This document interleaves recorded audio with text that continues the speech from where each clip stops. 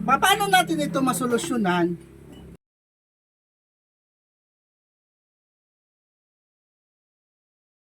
Pabalik ang makulit niyong si Superbook. Ngayon mga bok, eto, tatagain ko lang yan. Pero hindi yun yung agenda natin sa ngayon. So, syempre, gamit tayo ng kutsilyo at bibiyakin natin to. Pero hindi, again, hindi talaga yun yung problema na susolusyonan natin.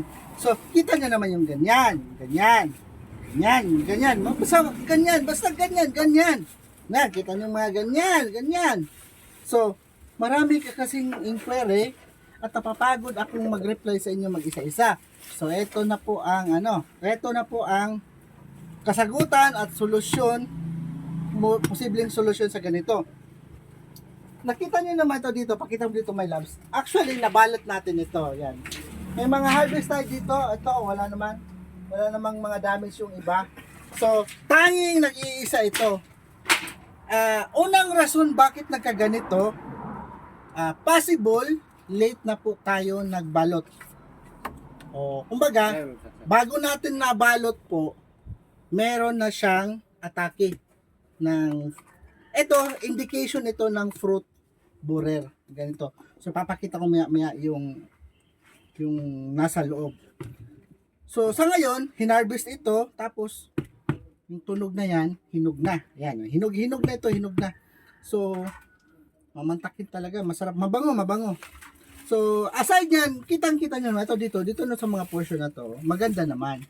So, titingnan natin kung gaano kalawak or malaki ba ang damage sa loob or dito lang na portion. Okay? So, ang magiging solusyon nito, una,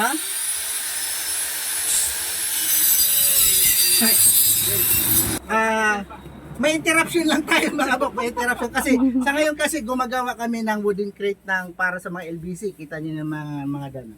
Anyway, balik tayo. So, paano natin ito masolusyonan? Actually, bago natin ito balutin, yung ginagamit kasi natin, ito, ganito ngayon, yung mga sako. Ito, nakasako. May mga nagtatanong naman kung pwede ba yung blue cellophane na ginagamit sa banana. Which is good naman dahil treated na po yun. So, maganda rin naman po yun. Okay? So, again, balik tayo. Bago natin balutin ang ito, kasi mga first size pa ito, nung binalot, i-check muna natin kung mayroong atake. So, linisin natin yung bunga. And then, make sure din, pangalawa, yung ibabalot natin, malinis o nakalaba. Lalo na pag yung gagamitin natin, sako, recycle. So, dapat isituate natin na malinis. So, yun yung mga magiging solusyon. Pangatlo, pwede natin yung solusyon na halimbawa, hindi natin talaga maiwasan na meron ng fruit fly, fruit borer na nakaatake. Tapos, meron kung sa medico legal naman, meron pa na tinatawag na pwede pa natin maisalba. Meron po yung solusyon. Pero, may message ko yan sa inyo. Hindi ko lang ipagsasabi yan lahat-lahat. So, para magkalinawan tayo kung gaano ba ka-extend ang damage ng ganito, o ng mga fruit fly, fruit borer, buksan na lang natin. Pero dito na lang siguro, no? Okay, tingnan natin. Uy!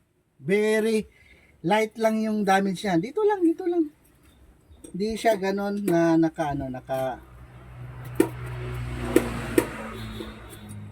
hindi siya ganon kalaki yung damage niya. Kumbaga dito lang siya. Very light lang, nasa lang. Kung sa tao pa, yung 'di ba yung sa mga pinapanood nating pelikula, pag nasugatan, sasabihin pa na malayo lang sa bituka. Ayan. So, eto po yung isang halimbawa na malayo sa bituka. So, dito lang yung damage niya,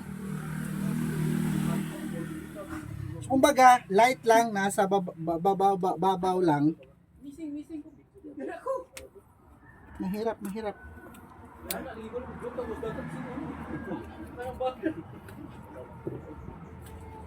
Yan, oh, kita nyo naman dito yung flesh niya, oh, walang damage dito. Kumbaga, mababaw lang, dito lang. So, dito na area. Yan, oh. Yan. So, walang masyadong damage yan, dito. Yan. So, dito lang, mababaw lang. So, pwede pa rin naman. Kumbaga, yan, yung ganito na sitwasyon, malinis po yan. Wala po, ito dito, walang damage. So, bubuksan na lang natin yan dyan.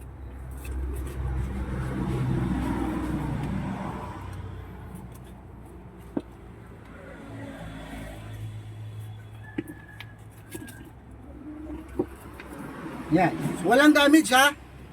Nakikita natin yan.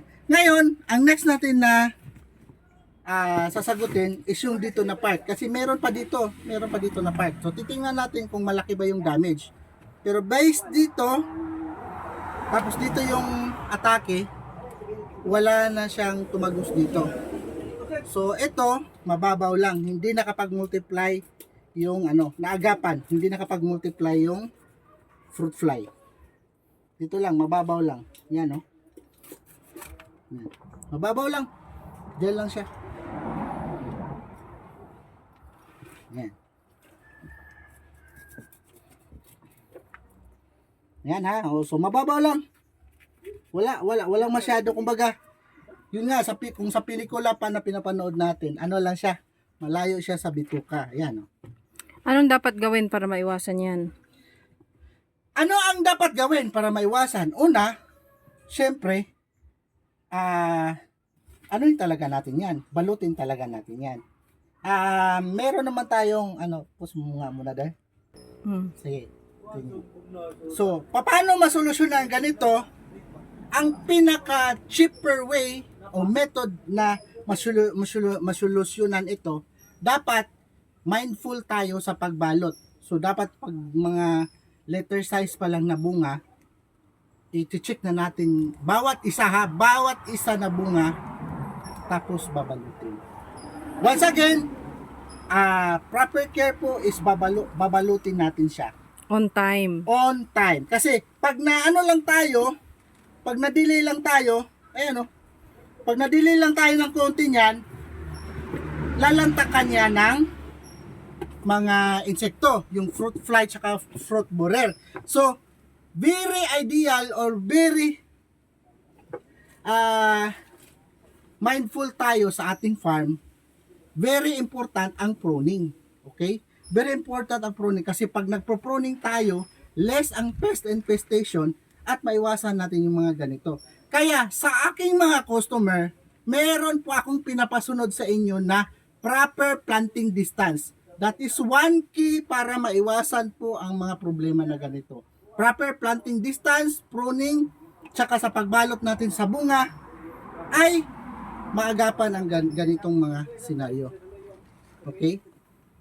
Yan, no? Pero we are blessed. Ayan, no? Pinakita ko naman sa inyo. Ayan, no? Wala pa rin, pwede pa rin, ayan, walang, akala ko damage na, so, yan. So, sana lang natin to, tapusin ko na lang to, my loves, papakita ko na lang. Actually, hindi ako ganito kagaling sa sa mga ganito na slicing. Magaling talaga ako sa kainan. Pero pag mga ganito, hindi ako magaling sa mga ganitong slice. Halata nga. Hindi ako ganito galing sa mga slice. Okay? So, wag nyo na lang pakialaman yung pag-slice ko dito, mga bukha. Yan.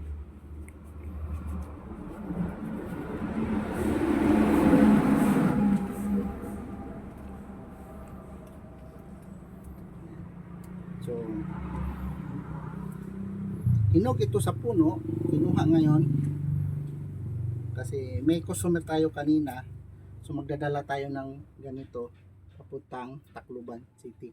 So, ito pa rin, isang rason din bakit nabibiyak yung bunga, yung mga seeds niya sa loob nag-uumpisa ng tumubo.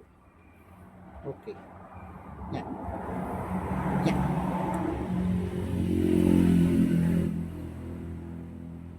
Natakam kayo? Isa lang yung solusyon. Bumili kayo ng seedling at magtanim. Maraming salamat.